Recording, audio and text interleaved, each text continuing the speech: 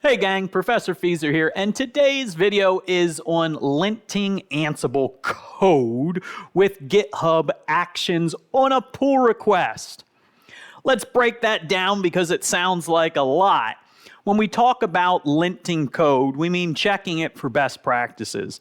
Not necessarily a deep debug, but maybe something as simple as, do we have the correct metadata?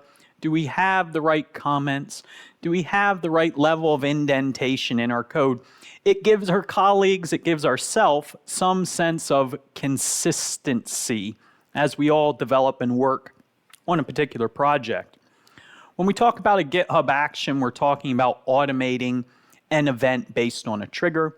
And in this case, the trigger is going to be our pull request. Now, if you're not familiar, a pull request is simply we've done some work and we're requesting the work on our branch be pulled back into the main project. Here we're looking at github.com/rzfeezer/github_actions_ansible-lint at a public project.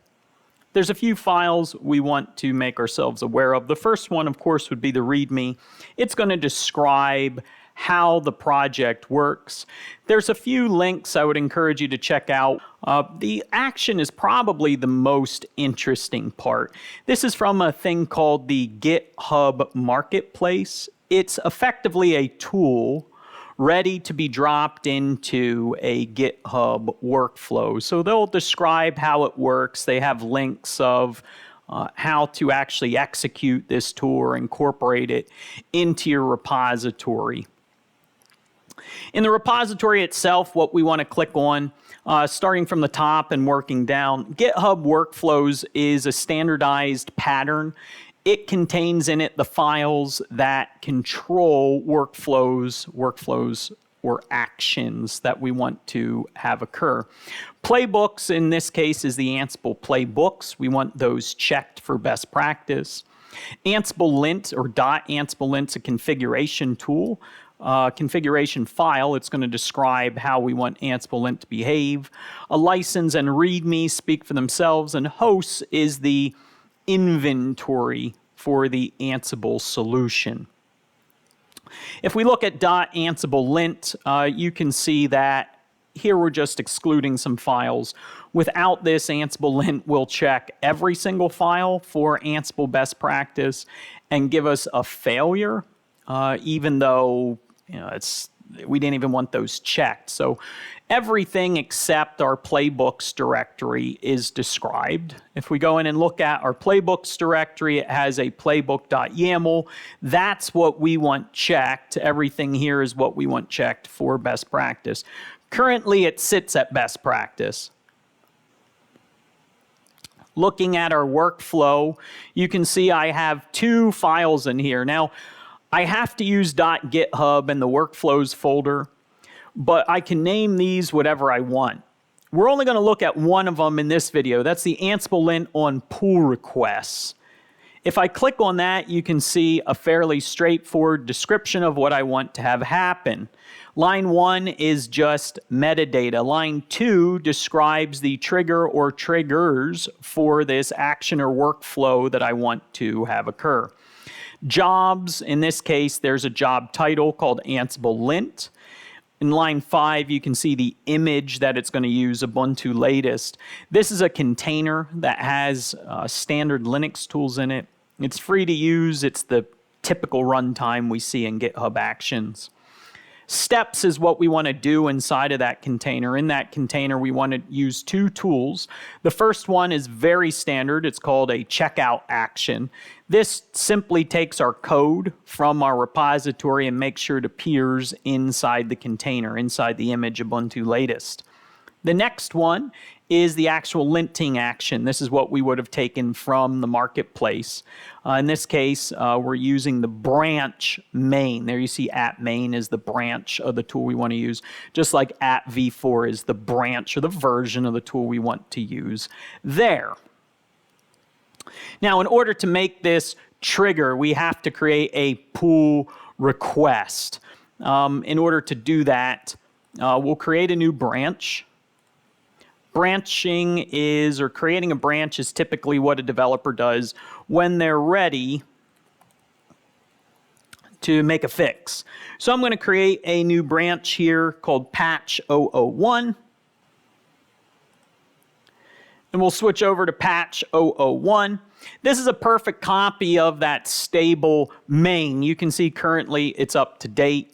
I'm going to click on Playbooks, Playbook, and I'm going to edit. Now the purpose of linting is to find consistency issues.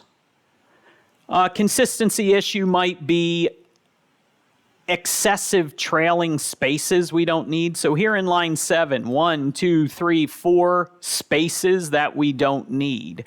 It might be something like, it may catch this Monday morning.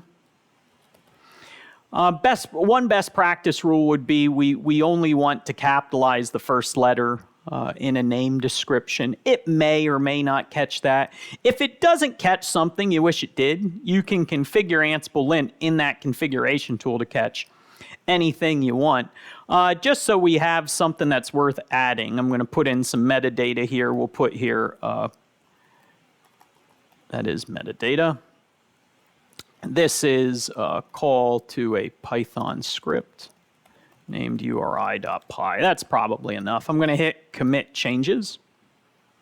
Now this is committing onto our branch that we created. We're not affecting main right now, and that's good because we know there are not problems, but just things we know we could do better. It's too easy for us to do better. Going back to our home, you can see, hey, it's alerting us. Main or patch can be added to main. Do you want to add it to main? And we say we sure do.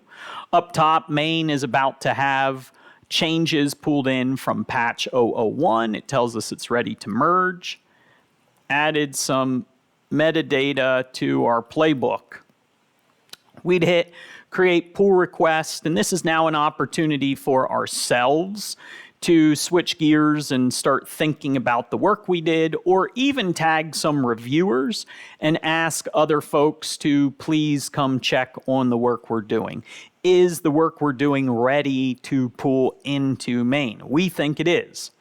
Now you can see here we have our Ansible Lint running. If I click on details here, it's saying, yeah, we're running Ansible Lint, and uh-oh, it looks like it caught at least one of our errors. What did it catch for us? It said trailing spaces in line 7. So let's go fix that. We can fix that. My pull request failed. So just for simplicity, I'm going to trash this pull request. Back to my code. I'm going to switch over to my patch. I'm going to look at my quote-unquote broken playbook. And it looks like, indeed, there's our trailing spaces. Did we put in any others inadvertently? No. Let's just fix this up top. That's ugly. Monday morning review, that's great. So we'll commit our changes into the patch 001. What we're expecting is that this time when we open up a pull request, new pull request, pull our patch 001 into main, it's saying here's what we see changed. We'll create the pull request.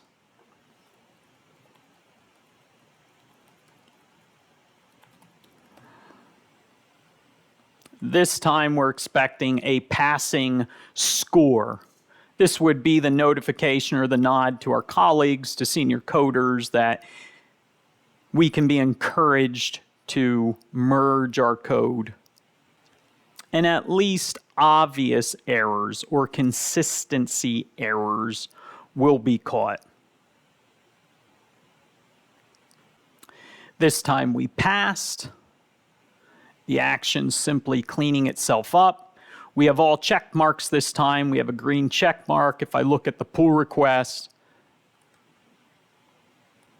patch 001 has the check. Everything has passed.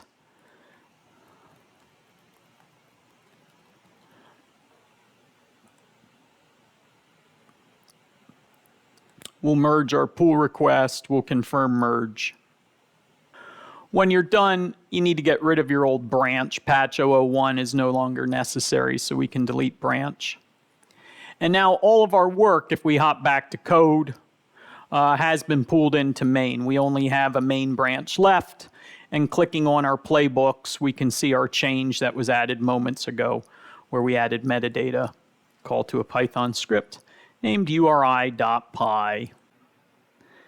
Thank you so much for joining us in this video. If you'd like to review the materials used, you can do so at github.com/rzfeezer/github_actions_Ansible-Lint.